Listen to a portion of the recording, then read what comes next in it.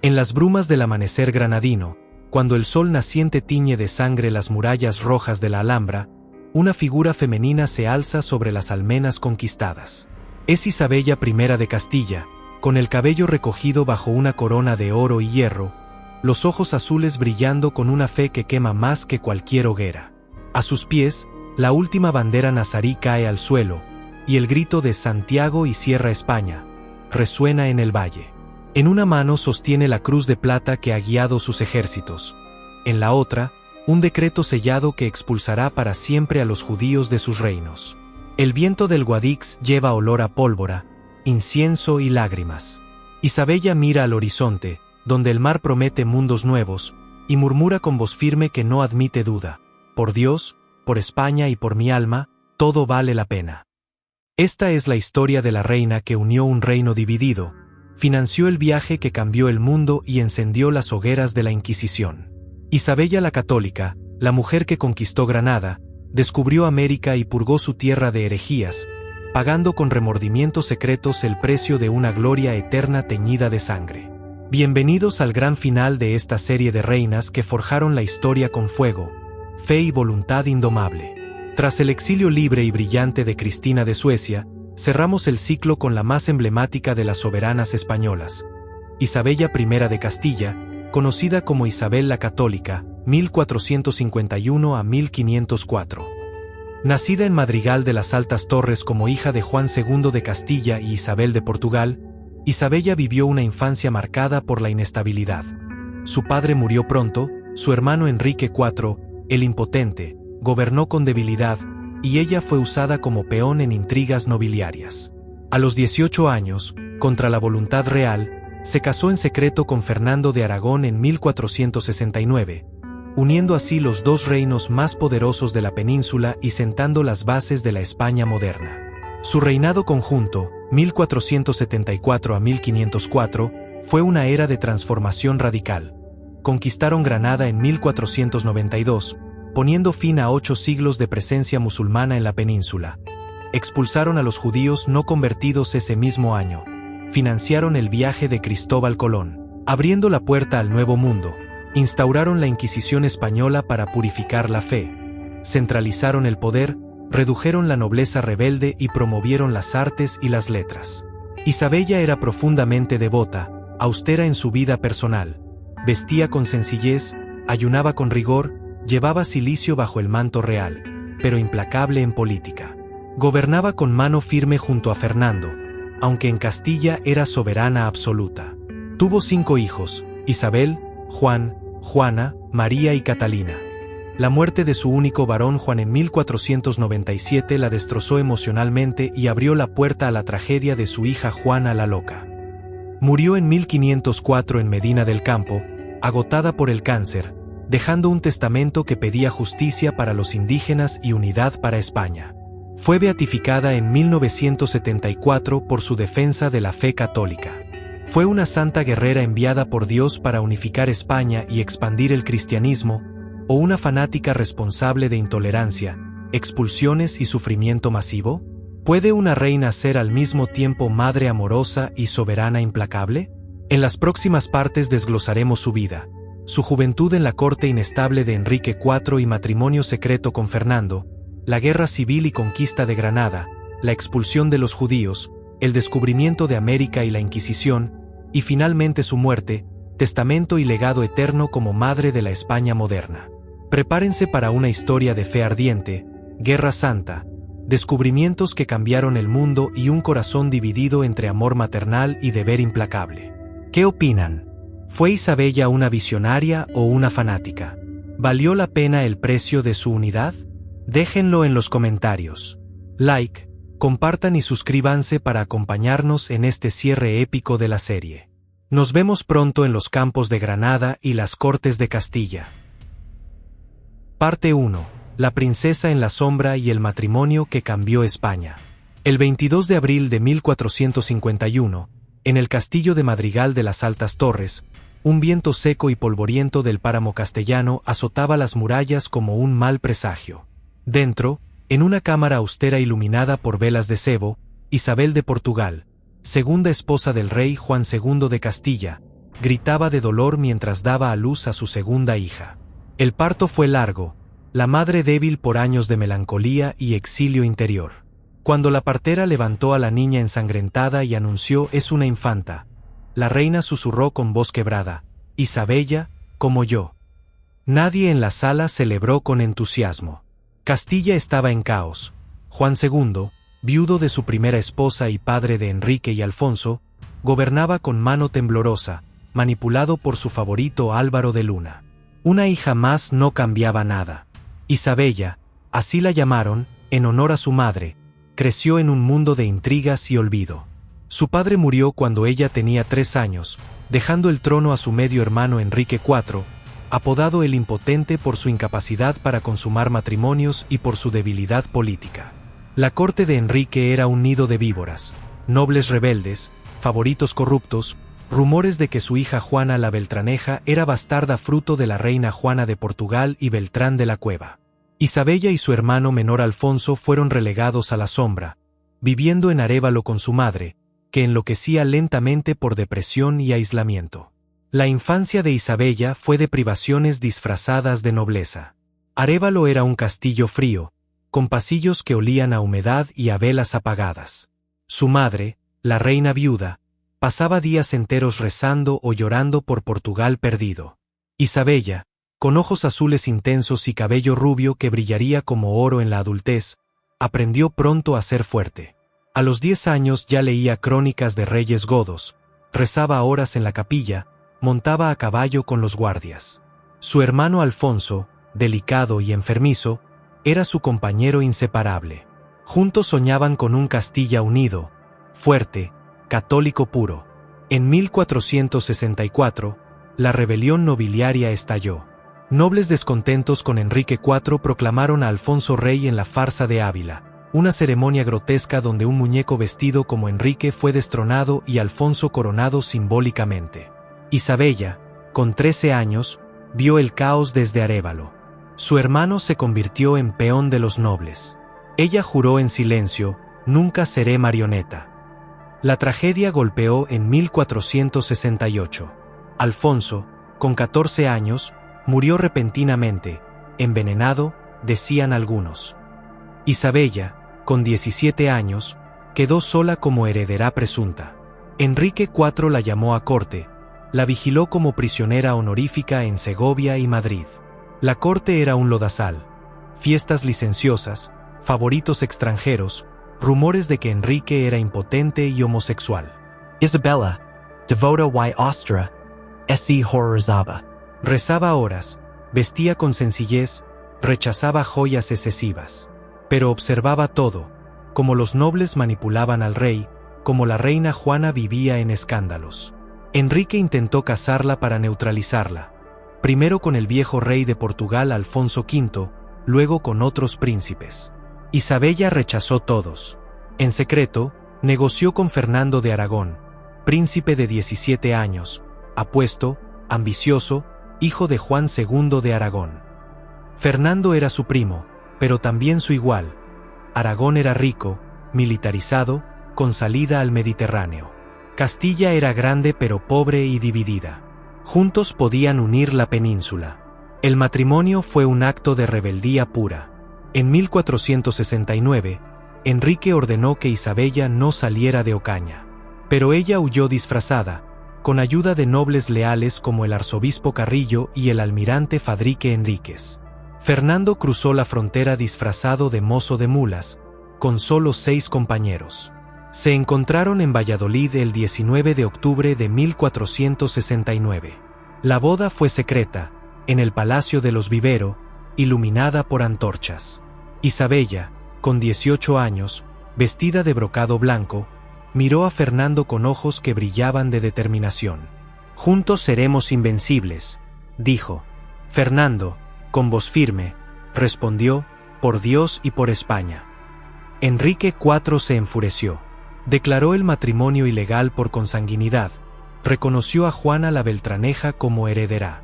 La guerra civil estalló. Castilla se dividió. Partidarios de Juana, apoyados por Portugal, contra partidarios de Isabella. Batallas sangrientas, asedios, traiciones. Isabella cabalgaba entre campamentos, animando tropas, rezando en capilas de campana. En 1474, Enrique murió, envenenado, decían algunos. Juana fue proclamada reina en Madrid. Isabella, en Segovia, se proclamó reina de Castilla el 13 de diciembre de 1474. La guerra de sucesión fue feroz. Portugal invadió. La batalla de Toro en 1476 fue indecisa, pero Isabella la convirtió en victoria moral. Cabalgó al frente de sus tropas, vestida con armadura ligera, la cruz al pecho. «Por Santiago y por Castilla», gritó. Los soldados la adoraron. Juana y sus aliados portugueses fueron derrotados.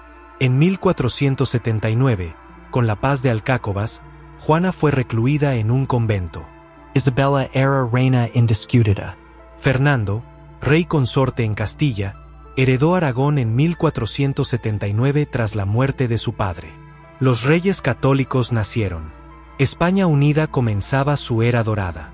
Y Isabella, la princesa olvidada, se convirtió en la reina que nadie pudo detener. Parte 2. La guerra por Granada y el fuego de la fe. El año 1482 amaneció sobre Castilla con un frío que calaba hasta los huesos y un silencio que precedía la tormenta. Isabella, con 31 años, estaba en la cima de su poder, pero también en el borde de un abismo que solo ella parecía ver. Su matrimonio con Fernando había unido los reinos, la guerra de sucesión había sido ganada, Juana la Beltraneja recluida en un convento como una sombra olvidada. 5 hijos llenaban los palacios: Isabel, Juan, Juana, María y la pequeña Catalina. Pero en el corazón de Isabella ardía una herida abierta. Granada, el último reino musulmán en la península, un sourn en la carne cristiana que llevaba 8 siglos clavado. Isabella lo sentía como una deuda personal con Dios. Desde niña, en las noches de Arévalo, había rezado ante crucifijos por la reconquista total. Ahora, como reina, veía en Granada no solo una amenaza militar, sino un pecado colectivo que España debía expiar. Fernando, más pragmático, dudaba. La guerra sería larga, cara, con nobles que preferían paz y tributos. Pero Isabella no cedió. En una audiencia privada en el Alcázar de Segovia, con la nieve cayendo fuera como lágrimas del cielo, se arrodilló ante él. «Fernando, mi esposo, mi rey, si no tomamos Granada, nuestra unión será incompleta. Dios nos ha dado esta oportunidad. No la desaprovechemos». Sus ojos azules, normalmente serenos, brillaban con una intensidad que asustaba. Fernando, que la amaba con una pasión que pocos soberanos compartían, cedió. Por ti, Isabella. Por nosotros. Por España. La Guerra Santa comenzó en primavera de 1482. Isabella no se quedó en la retaguardia. Cabalgó al frente de las tropas, vestida con armadura ligera sobre sayas blancas, la cruz bordada en el pecho. En los campamentos, bajo tiendas que olían a cuero y humo, consolaba a soldados heridos, rezaba rosarios con ellos, distribuía limosnas. Cuando Málaga cayó en 1487 tras un asedio brutal, Isabella entró en la ciudad conquistada con lágrimas en los ojos, no de alegría, sino de pena por las almas musulmanas perdidas. Ordenó que no hubiera saqueos, que se respetaran mujeres y niños. Pero también ordenó conversiones forzadas.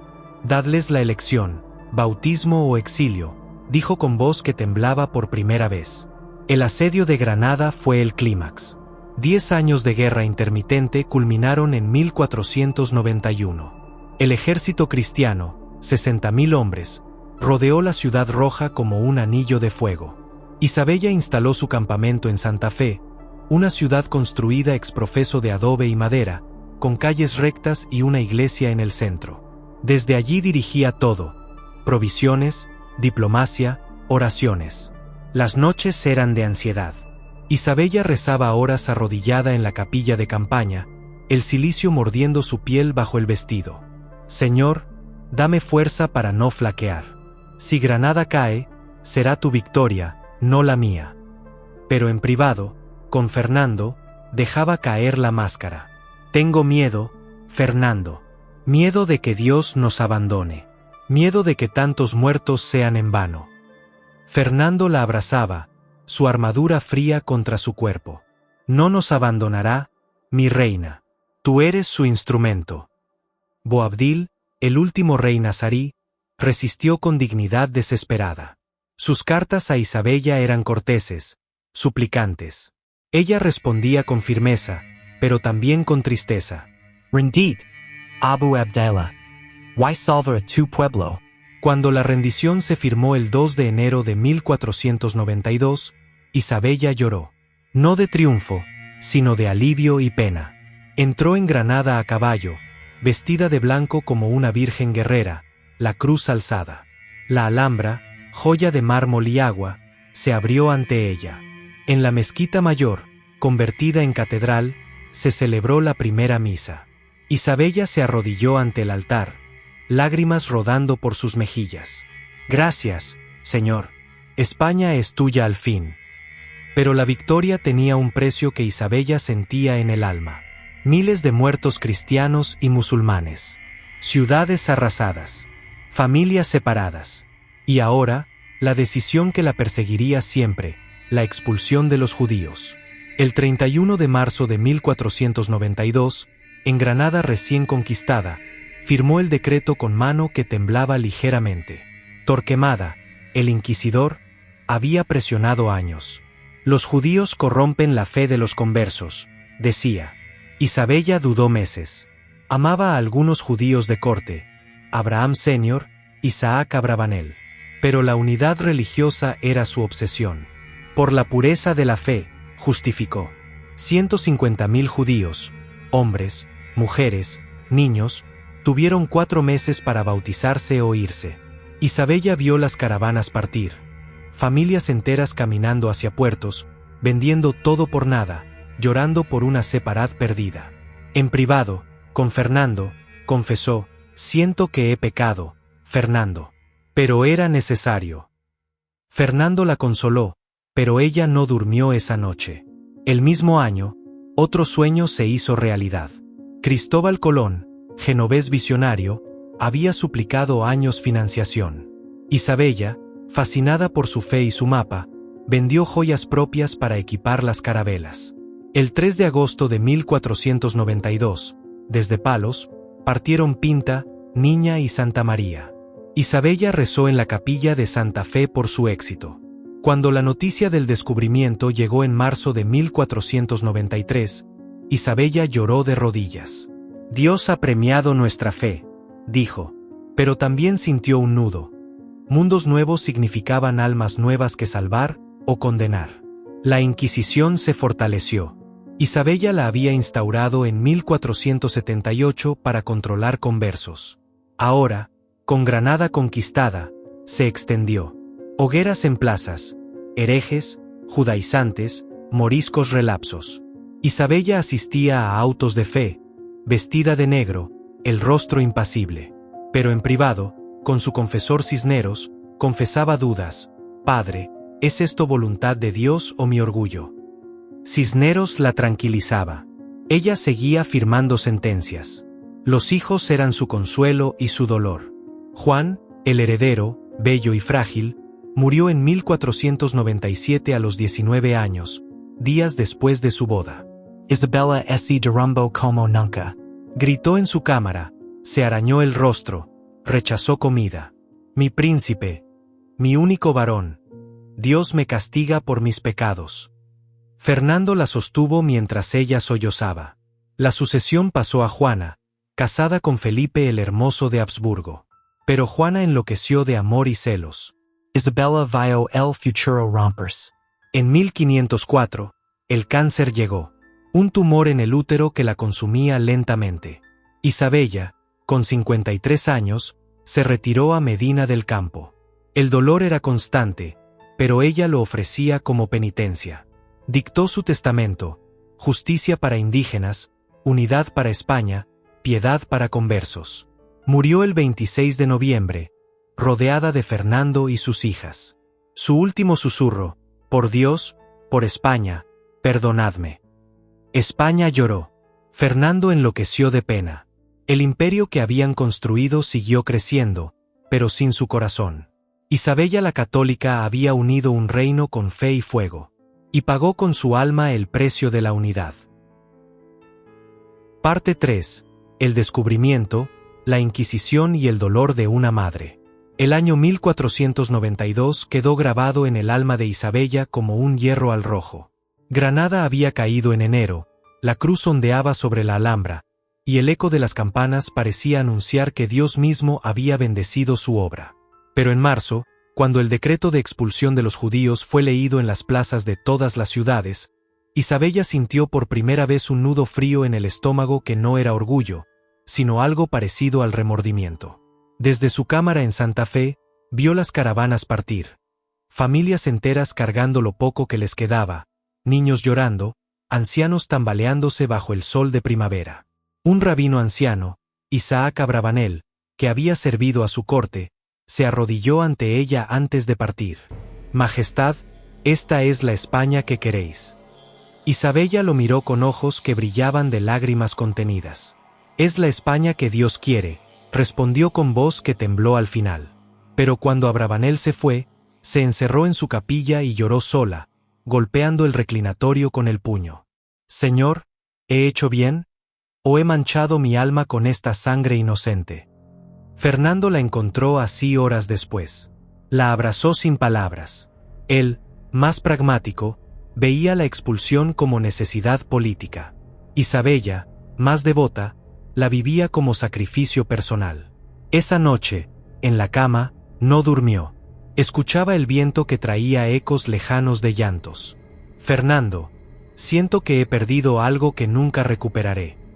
Él la besó en la frente. «Has ganado España eterna, mi reina». Pero ella no se convenció. El mismo año trajo la luz que equilibró la oscuridad. Cristóbal Colón regresó en marzo de 1493. La noticia llegó como un rayo: tierra nueva, Indias al oeste. Isabella, en Barcelona con Fernando, recibió al genovés en audiencia pública.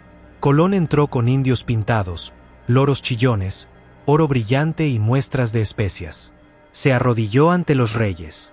Isabella se levantó del trono, lágrimas de alegría rodando por sus mejillas. «Dios os ha guiado, Cristóbal. Habéis abierto la puerta a la salvación de millones de almas». Ordenó misas de acción de gracias en todas las catedrales. Pero también sintió un nuevo peso. Esas almas paganas debían ser bautizadas. «No permitiremos que el demonio reine en las nuevas tierras», declaró. Los años siguientes fueron de expansión febril. Segunda viaje de Colón, tercer viaje. Noticias de islas, oro, indígenas. Isabella insistió en justicia para los nativos.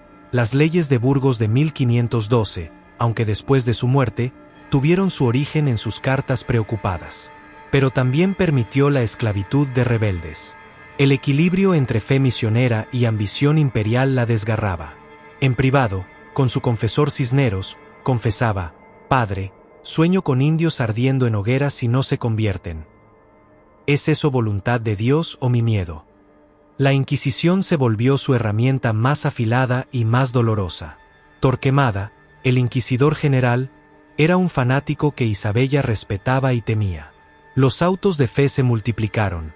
Plazas llenas de multitudes, herejes en San Benitos, hogueras que iluminaban la noche. Isabella asistía vestida de negro, el rostro impasible. Pero cuando una mujer conversa era quemada por judaizar en secreto, Isabella se retiraba a su cámara y vomitaba. «¿He creado un monstruo, Cisneros?», preguntaba. El fraile respondía: «La pureza exige sacrificio, majestad». Isabella asentía, pero las noches se llenaban de pesadillas. Rostros quemados gritando su nombre. El dolor más profundo fue familiar. Su hijo Juan, el heredero perfecto, bello, culto, devoto, se casó en 1497 con Margarita de Austria. Isabella lo adoraba con una intensidad que asustaba a la corte. «Es mi sol», decía. Pero 6 meses después, Juan murió de fiebre en Salamanca. Isabella recibió la noticia en Alcalá de Henares. El mensajero entró pálido. «El príncipe ha muerto». Isabella no gritó. Se quedó inmóvil, como si el mundo se hubiera detenido. Luego cayó de rodillas, un sollozo gutural saliendo de su garganta. Mi hijo, mi único varón. Dios mío, ¿por qué me castigas así? Se encerró semanas, rechazando comida, arañándose el rostro hasta sangrar. Fernando, roto también, la sacó a rastras de la capilla. Isabella, España te necesita. Ella lo miró con ojos vacíos. España me ha quitado todo lo que amaba. La sucesión pasó a Juana, su hija tercera, casada con Felipe el Hermoso de Habsburgo. Juana era bella, inteligente, pero apasionada hasta la locura. Cuando Felipe murió en 1506, Juana enloqueció de Grif, llevando el cadáver embalsamado de ciudad en ciudad. Isabella vio el futuro rompers. Mi nieto Carlos heredará, pero a través de una madre loca. Lloró por Juana como por Juan. En 1504, el cáncer la alcanzó. Un tumor en el útero que crecía como una traición interna. El dolor era constante, un fuego lento que la consumía. Isabella se retiró a Medina del Campo, un palacio austero donde podía rezar en paz. Las hijas la rodeaban: Isabel, viuda de Portugal; Juana, encadenada por su locura; María y Catalina. Fernando velaba día y noche, su rostro surcado por lágrimas que no ocultaba. Los últimos meses fueron de agonía física y espiritual. Isabella dictó su testamento con voz débil pero clara: justicia para indígenas, prohibición de esclavitud de indios, unidad de España, piedad para conversos. He pecado de dureza, confesó al confesor, pero lo hice por amor a Dios y a España. Cuando el dolor se volvió insoportable, pedía opio, pero lo rechazaba. Quiero sufrir como Cristo. En las noches, deliraba. Veía a Juan sonriendo, a judíos expulsados suplicando, a indios bautizados agradeciéndole. Perdonadme, perdonadme, murmuraba. El 26 de noviembre de 1504, al amanecer, Isabella murió. Fernando sostuvo su mano hasta el final. Mi reina, mi amor, no me dejes. Ella abrió los ojos una última vez. Fernando, España es nuestra, cuídala. Luego, paz. España lloró como nunca. El cortejo fúnebre a Granada fue un río de duelo. Isabella fue enterrada en la Capilla Real, junto a Fernando, que la seguiría en 1516, bajo una tumba simple como ella había pedido. La reina que unió España con fe y fuego dejó un imperio que cambiaría el mundo. Pero también dejó un corazón roto, el de una madre que perdió todo por ganar todo. Parte 4. La tumba en Granada y el eco de una reina eterna. El 26 de noviembre de 1504, en la villa de Medina del Campo, el viento otoñal aullaba alrededor del palacio como un lamento colectivo de toda España. Dentro, en una cámara austera iluminada por velas que parpadeaban como almas inquietas, Isabella yacía en su lecho de muerte. Tenía 53 años, pero parecía una anciana consumida por un fuego interior que había ardido demasiado tiempo. Su cuerpo, antes fuerte y erguido, estaba hinchado por el tumor que la devoraba desde dentro. Su rostro, pálido como el mármol de las tumbas que había mandado construir, reflejaba un sufrimiento que ningún opio podía ya aliviar. Sus ojos azules, aquellos ojos que habían mirado con firmeza a reyes, nobles y herejes, ahora estaban nublados por el dolor y las lágrimas que no podía contener. Fernando estaba a su lado, arrodillado, sosteniendo su mano con una ternura que pocos habían visto en el rey guerrero. Tenía 52 años, pero el duelo lo había envejecido décadas. Su rostro, surcado por batallas y victorias, estaba bañado en lágrimas que caían sin vergüenza. Isabella, mi reina, mi amor, no me dejes, susurraba con voz rota, besando sus dedos hinchados. Ella intentó sonreír, pero solo logró un gesto débil. Fernando, hemos hecho tanto, juntos. Las palabras salían entre jadeos, cada una un esfuerzo que le costaba la vida. España, unida, católica, fuerte, como soñamos. Alrededor, sus hijas sobrevivientes velaban en silencio. Isabel, viuda de Portugal, con el rostro endurecido por su propio duelo. Juana, la loca, encadenada por su mente rota, mirando a su madre con ojos vacíos que de repente se llenaban de lágrimas al reconocerla. María y Catalina, las menores, sollozando abrazadas. El confesor Cisneros rezaba en voz baja, el rosario entre sus dedos. La habitación olía a incienso, sudor y muerte inminente. Isabella había dictado su testamento días antes, con voz clara pese al dolor. Que se trate con justicia a los indios, que no se les esclavice, que se les predique la fe con caridad. Había pedido ser enterrada en Granada, la ciudad que había conquistado con tanto sacrificio. En hábito franciscano, sin pompa, como una pobre hija de la iglesia. Pero en sus últimos momentos, el peso de todo la aplastaba. Miró a Fernando con ojos que brillaban de lágrimas. He sido dura, demasiado dura. La expulsión, las hogueras, ¿fue voluntad de Dios o mi orgullo? Fernando apretó su mano. Fue por España, Isabella. Por nuestra fe. Dios lo entenderá. Ella negó con la cabeza débilmente.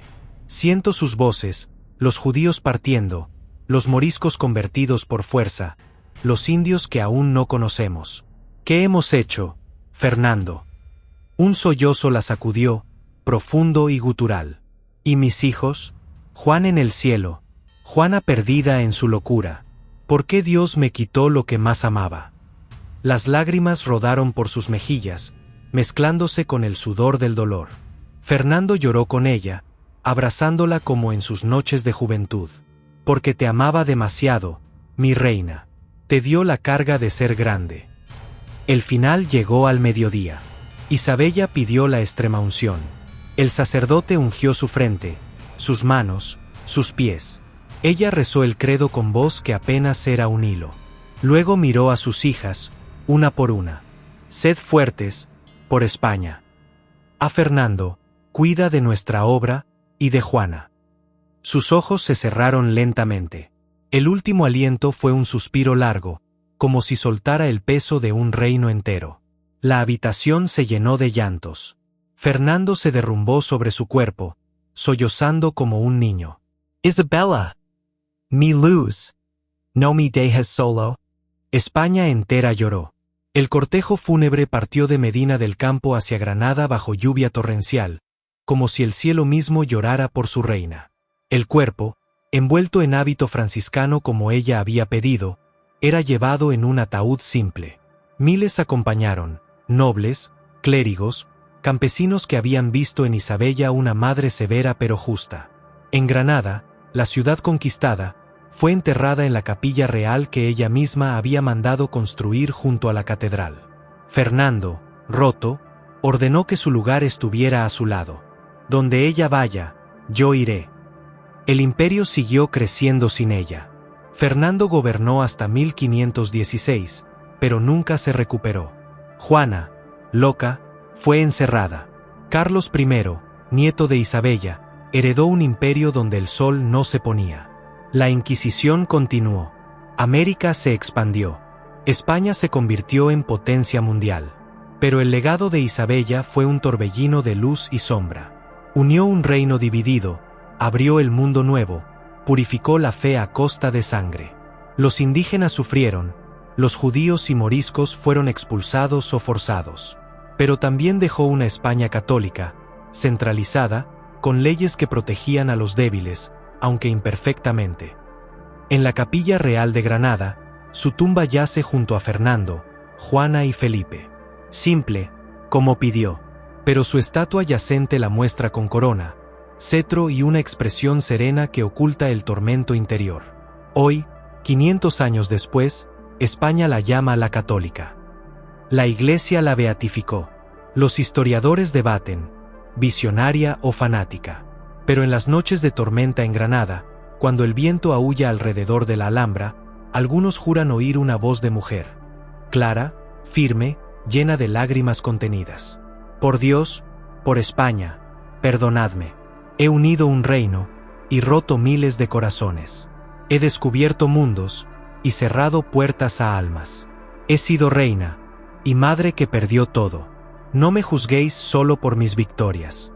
Juzgadme por mis lágrimas que nadie vio. Porque Isabella la Católica no murió en 1504. Se convirtió en el alma dividida de una España que aún debate su luz y su sombra. En el eco eterno de una reina que amó demasiado a Dios, a su reino y a sus hijos. Y pagó con su propia paz el precio de ser grande. El legado eterno de Isabella la Católica. Luz y sombra de una reina que forjó España. La muerte de Isabella en 1504 no apagó su llama, la convirtió en leyenda. Fernando, destrozado, gobernó Castilla en nombre de su hija Juana hasta su propia muerte en 1516, pero siempre con el fantasma de su esposa a su lado. En su testamento pidió ser enterrado junto a ella en Granada, la ciudad que juntos habían conquistado. La capilla real, sencilla y majestuosa, se convirtió en su panteón. 2 tumbas yacentes de mármol, ella con corona y cetro, él con espada, mirando al altar donde la cruz que habían plantado en la Alhambra parecía bendecirlos eternamente. El imperio que Isabella dejó creció hasta límites inimaginables. Su nieto Carlos I, V, heredó en 1516 un dominio que abarcaba Castilla, Aragón, Nápoles, Sicilia, los Países Bajos y, gracias al descubrimiento financiado por ella, las Indias Occidentales. En 1519, Carlos fue elegido emperador del Sacro Imperio Romano Germánico. El sol, por primera vez, no se ponía en los dominios españoles. México, Perú, Filipinas, el oro de Potosí, la plata de Zacatecas. Todo llevaba la marca indirecta de la reina que había creído en un genovés loco llamado Colón. La fe católica que Isabella defendió con fuego se convirtió en el cemento del imperio. La Inquisición, que ella había fortalecido, se extendió a los territorios americanos y europeos. Miles fueron procesados, pero también se evitó la fragmentación religiosa que destrozó Alemania y Francia. España se convirtió en baluarte de la Contrarreforma. El Concilio de Trento, los jesuitas, la expulsión de moriscos en 1609, siguiendo su espíritu, forjaron una identidad nacional católica que duraría siglos. Culturalmente, su reinado fue el puente entre la Edad Media y el Renacimiento. Promovió la imprenta, la primera Biblia políglota de Alcalá, fundó universidades, protegió a Antonio de Nebrija, autor de la primera gramática castellana. El castellano se convirtió en lengua de imperio. Cisneros, su confesor, reformó la Iglesia española con rigor que influyó en toda Europa. Pero el legado tiene sombras profundas. La expulsión de los judíos en 1492 marcó el fin de la convivencia medieval. Separad, la España judía más vibrante de Europa, desapareció. 100.000 a 200.000 personas partieron al exilio. A Portugal, norte de África, Italia, el Imperio Otomano. Muchos murieron en el camino. La economía perdió artesanos, banqueros, médicos. La cultura perdió poetas, filósofos, traductores. España ganó unidad religiosa, pero perdió diversidad intelectual que nunca recuperó del todo. La conquista americana, iniciada por su decisión, trajo evangelización pero también devastación. Millones de indígenas murieron por enfermedades, guerras, encomiendas. Aunque Isabella pidió justicia en su testamento, que no se les haga agravio, la realidad fue cruel. El requerimiento de 1513 justificaba la guerra contra quienes no se sometieran. El oro llegó, pero con sangre. La Inquisición dejó heridas abiertas. Autos de fe, sanbenitos, miedo a la delación. La sociedad española aprendió la intolerancia como virtud. La obsesión por la limpieza de sangre marcó siglos de discriminación. Sin embargo, Isabella también dejó semillas de justicia. Sus leyes protegieron a indígenas, leyes de Burgos, prohibieron esclavitud de indios en teoría, promovieron educación de mujeres nobles. Fue la primera reina que gobernó en nombre propio, no como consorte. Abrió camino a Juana, Isabel de Portugal, Margarita de Austria, y siglos después a Isabel II. En la memoria colectiva española, Isabella es madre y símbolo. Beatificada en 1974 por Pablo VI, su causa de canonización sigue abierta, polémica por la expulsión judía. Nacionalistas la ven como fundadora de España. Judíos y liberales la critican por intolerancia. Indígenas americanos la asocian con conquista. En Granada, Su tumba en la Capilla Real recibe peregrinos. En Madrigal de las Altas Torres, su casa natal es museo. En Valladolid, Sevilla, Toledo, estatuas la muestran con corona y cruz. En América Latina, calles y ciudades llevan su nombre, aunque con debates crecientes. Hoy, 520 años después, Isabella sigue dividiendo. ¿Santa o fanática? Visionaria o intolerant? ¿Madre de España o causante de sus heridas? La respuesta es ambas. Isabella fue una mujer de su tiempo que trascendió su tiempo. Amó a Dios con pasión que quemaba. Amó a España con devoción que unía. Amó a sus hijos con ternura que rompía. Y pagó con remordimientos, dudas y un corazón que nunca encontró paz completa. Porque las grandes reinas no dejan legados simples. Dejan imperios y preguntas eternas. En las noches de viento en Granada, cuando la luna ilumina la Alhambra conquistada, algunos juran oír una voz de mujer. Serena, grave, llena de fe y tristeza. Por Dios, por España, por mis hijos. He dado todo. Perdonadme si di demasiado. Isabella la Católica no murió en 1504. Vive en cada debate sobre identidad española. En cada cruz sobre una catedral americana. En cada lágrima de exilio y cada victoria de unidad. En el alma dividida de un país que aún la ama y la cuestiona. Porque las reinas como ella no se van.